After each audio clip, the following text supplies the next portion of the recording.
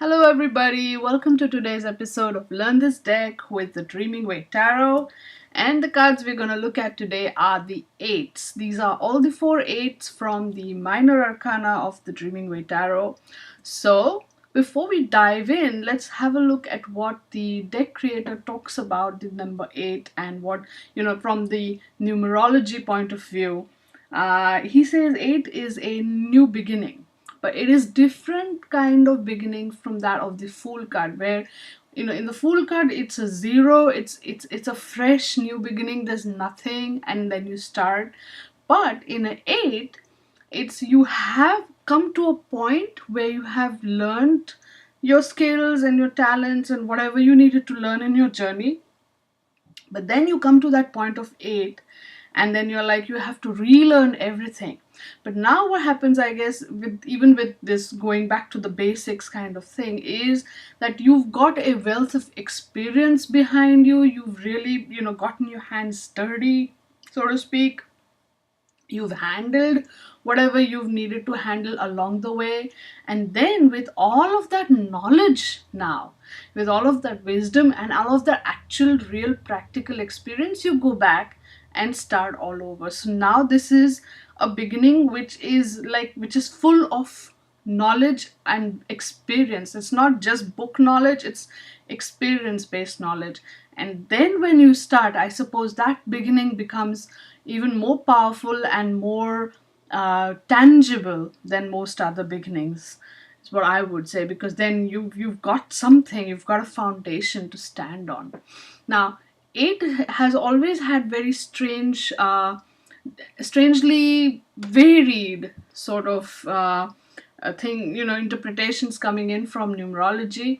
So and personally, this number is very interesting for me because I was born on the 8th. So that is I always am very, very curious about what different people think about this number and how it sort of manifests in your life in various ways. Because for me, 8 keeps popping up everywhere, and that's a very intense sort of sensation. And yes, I have experienced this going back to the basics and relearning kind of thing, because it churns and churns and churns like the number, the way the whole energy keeps moving and keeps throwing you back actually to the same point, but with more experience, and then you redo it again and you redo it again and this keeps going. That's the energy of the 8. So now let's see how it sort of manifests across each of the 4 suits. First, of course, is the suit of Wands with all its fire energy. And now 8 of Wands, this is again very fairly typical representation. There are 8 wands all parallel to each other moving. And in the background, of course, is your lush green meadow and not much else really. So again, it's that whole energy that after having gone through all the experiences of the first 7 wands, really, you come to this point and then you're like, okay, I've got all this knowledge now and now I'm going to start afresh, but with that information. So now when this happens, especially in the suit of fire, with all that passion, with all that energy, you're like, okay, let's go. And that is why this particular imagery is perfect. There's no person or in this picture, but then the way the wands move in sync with each other, the way they are drawn parallelly but so powerfully, that this card means that things are going great. There's a whole lot of synchronicity in play. There's a whole lot of, because now you're feeling double connected, you're feeling more positive, more passionate, and whatever happens, the movement is quick and fast, because it's like, yeah, let's go. That's the energy of the 8 of Wands. But if you take this card and you reverse it, and then it pops up in your reading like that, you can say that things aren't going all that great. It doesn't mean that everything is negative. It's just that something may not necessarily be working out. Of the 10 different things, maybe 1 or 2 are not still in sync with the others. It could also, or it may just indicate that the things aren't moving as fast. It's moving slowly, but it's moving. Okay, and essentially when this card pops up, it can indicate a drain on one's energy. So it could show that, it could be that yes, things are moving, things are going great, but then it is also uh, draining your energy. So maybe you might want to see how to get your energy sort of more grounded, more, free flowing. So that is one situation that the Eight of Wands reverse can really often talk about. So what was my card story? There's just so much good energy in the air when things start moving in sync with the energies of the universe. This is such a great feeling. I'm feeling so very connected right now. In fact, right here in this moment is a sense of rightness that I've never felt before. So, as I said, this card is just way too positive, way too good. It's like the feel good energy card of the deck, I would say, in that sense. And it's like everything is going great. So that's your Eight of Wands. So now let's see, in the Suit of Swords, with all that logic and all that mind stuff and all the eight swords, I guess, of truths that cut. What is the picture like? Ouch. This is one picture that's always, intrigued and bothered me at the same time, right? This is again very typical of most suits. We have a young girl standing there. Now usually they show that her hands are also tied, but now this one's got her hands in a pocket, like the Alanis Morissette song. But then she's also got a blindfold on her eyes, and she's just standing there, and there are eight swords around her stuck in the ground, and she's like, I'm not going to move, right? So this is what often happens when our fears become so strong that they start behaving like, the negative voices that keep playing over and over in your head, and then you're just like derailed. You're just standing there, you're not moving because you're scared. So upright, this card talks about being in a stuck position. Now sometimes there may not be mental self-talk like that, but it could be situations, or it could be words, and circumstances, because of thoughts, words, feelings, all of that. The swords could represent those things, and so now you're in a stuck position, right? Also, it could mean, like I said, because of that negative self-talk, you can't move forward, or you are just not able to. You have to really have the courage to get past your fears, get past those negative self-talk tapes, and keep running in your head, and you're like, oh my god. And then this one is my keyword. This is one thing that this card has always, and my teacher used to also say, self-imposed limitations. Yeah, these are limitations that you have imposed on yourself. So because this creates those negative self-talks. It's those times when you say, I don't think I can do this, I don't think I'm cut out for this, I don't think I have the capability of doing this. It's when you doubt yourself.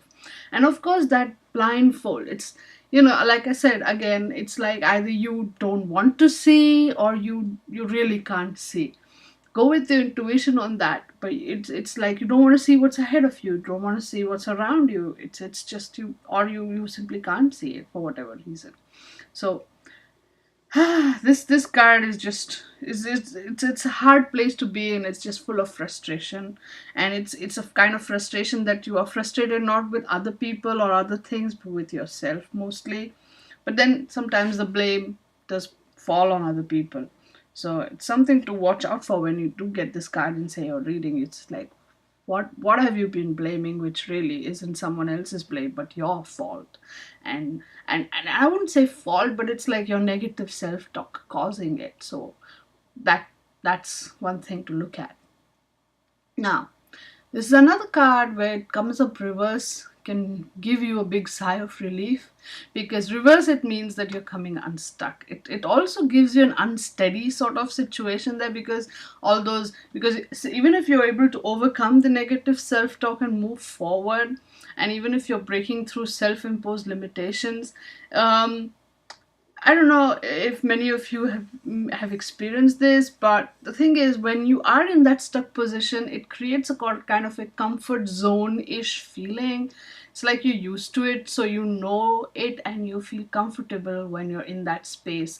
And so anything that is different, even if it is positive, feels a little scary, because obviously it's not part of the comfortable picture that you've been, even if it's a negative stuff, it's you become comfortable in it.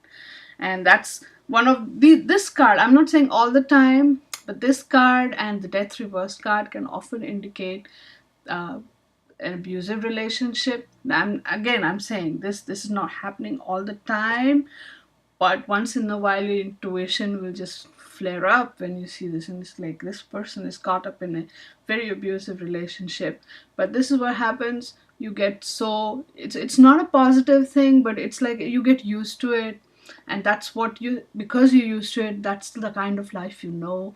And anything different from that, especially when you see this card popping up reverse like this is like, okay, you're coming out of that, uh, what I like to call a negative comfort zone. You're coming out of that, and then you're like, oh, it feels scary, but you should have the courage to move past that. You will be able to overcome this. So that is your Eight of Swords reverse. Again, always makes you unsteady. Look at the picture. She's no, she's gonna fall. She isn't on steady ground anymore. Even though the swords are falling off, she's also gonna tumble. That way. The image can show you so many things. Right, so what was the card story here? This was not a good sort of feel good story, but here it is. There are so many things I want to do, but I'm not feeling so confident about my own abilities to go out there and do it. I feel stuck. Do I have what it takes? Will I ever be able to achieve my goals? Such thoughts keep on popping up inside of my mind, and I start doubting myself. Instead of failing, I think it's better that I stay where I am. I don't want to see what lies ahead. I'm good where I am. Let me just stay here. So this is the, I would say, very defeatist, not really, not, someone who doesn't want to take chance, doesn't want to, take that leap. This is what goes on in their mind. It's like they have all kinds of doubts about themselves and their capabilities, and that's what they've been telling themselves over and over again. So they don't move, they don't try anything new. That's your Eight of Swords. So now let's go into the nice cups, emotions kind of thing. But again, this picture is not again a feel good happy picture. So I don't know, sometimes the number 8 does keep getting a very, but again, weird rep. But here's the thing, with the 8s is always some like the numbers, the numerology thing said that it's a relearning, it's a restart, and that is something interesting with the ones. Yes, with it went ahead with passion. When the swords, you had to overcome your own mind and restart. And now here in the Eight of Cups, I guess you have to overcome your own feelings and restart, because what we see is this ocean and beach and 8 cups there, and this person has kept those cups there and is now walking away. Again, a very typical picture. Again, there's no eclipse like in the Rider-Waite card, but that doesn't matter. There's a big ocean, and ocean is like, it's like all these feelings, right? Because it's water, and it's like the feelings are swelling up like the ocean. And so what this picture shows is this person has kept all the cups. So cups are feelings, emotions, happy, sad, all of that, everything has been kept aside, and now this person is walking away, right? He or she is emotionally disconnecting with whatever has been going on, right? This card could also talk about a really deep process of walking away, letting go, and moving on, right? This is an important part of the process of living. And then clearly this one is about leaving the past behind, just leaving. This card is also one of those cards which talks about moving house even. But here's the thing, compared to the Six of Swords card, where bag and baggage, along with the emotional mental baggage with Six Swords, the guy moves to a new location. Here, the difference is that this person is just getting rid of the emotional baggage right at the outset and then moving away. So there's a difference, but there's definitely that moving. This card can also come up, and again, that's why there is the same sort of meaning but with different cards, so that you understand the what's the story behind that moving, or what's the story along with that moving. There's a different story, obviously, with the Six of Swords and this Eight of Cups. So different kind of moving, but it can show a moving, a leaving behind, and all of that. And of course, you take this card and you reverse it, and when that pops up in your reading, you know that this person is somehow not able to emotionally disconnect from whatever is going on. So, I mean, he wants to. That's why this card pops up, even if it is in the reverse. So, the fact that it's this card, not other card, it means that this person wants to, but is not able to, right? Or, again, he wants to walk away and let go and move on, but he is not able to. Something or the other keeps pulling him back, or maybe he doesn't have the courage. Whatever, there are different reasons why, but he's either not able to or he's not willing to let go and move on. The same thing with leaving the past behind. The fact that this card pops up means that somewhere deep inside of him, he wants to do that. He wants to leave his past behind and go, but he's not able to, or he doesn't have the courage to, or he's simply just, he could be caught up in the Eight of Swords, and that could be like the comfort zone feeling, and so he's like, I can't do that. So it's like how the eights interact even with each other could be a very interesting story in that way. Now you can do that exercise, I guess, with all the cards. That's interesting. So the Eight of Cups card story. Oh, often enough, leaving the past behind is the best thing that you can do for yourself. Whether it's the happy memories or the sad memories, it can lighten your burden just to let it all go and walk away from them. I want to be by myself and remember who and what I am. I don't want to be an emotional mess any longer. I want to reclaim myself. And for that, I must leave all of this behind me and go. Oh, this was what this person was feeling, and he's like, I just need to disconnect and go. And so that's what he's going to do. That's what he should do. So that was the Eight of Cups. Now let's come to the Pentacles, which are the practical, very tangible sort of manifestation of the eight energy, which is all about relearning again and again from the basics, all the things that you thought you already knew. And see, this picture really portrays it. This guy, traditionally, and again, a very traditional, typical depiction of this card. This guy sitting there making his pentacles and making them as perfect as he can. He's learning as he's doing. This is also called the apprentice card, because this means you're learning and doing at the same time. So this card upright means learning by doing, practicing till you become perfect. You keep working on something, you build, you create. So this card can often pop up in situations where, either you're studying, you're learning, but it's a very practical, hands-on kind of learning, where you're not just studying from the books, but you're also practically practicing or learning, with your hands, working with your hands, that kind of a thing. And yes, this card can also pop up in situations where, jobs, where you look, either you're training for a job, or you're interning, or you're actually working in a job. This card can come up in various ways, or sometimes job search even, this card can pop up. So that's your Eight of Pentacles. He is going to become a perfect artisan, but he has to practice, and along the way he might create some things which are not really perfect, but he's gonna not stop practicing. That's the energy of the eight. He's relearning right from the start every single time till he sort of builds up his abilities and skills. So when you take this card and reverse it, all of those pentacles are going to pop up, fall down. He's not going to be able to be, he's not probably paying attention. He's, as the keywords say, he's making mistakes, or he's not paying attention while learning, or he's not able to perfect his skills, or he's just not able to create, or he's not paying attention. Oh, that's there. Yeah, this card comes up in the reverse when, whether you're working in a job, whether you're learning a new skill, even if it's a hobby. The point is, if you're not paying attention, and if you're not practicing hard enough, these things are not going to become perfect from day one.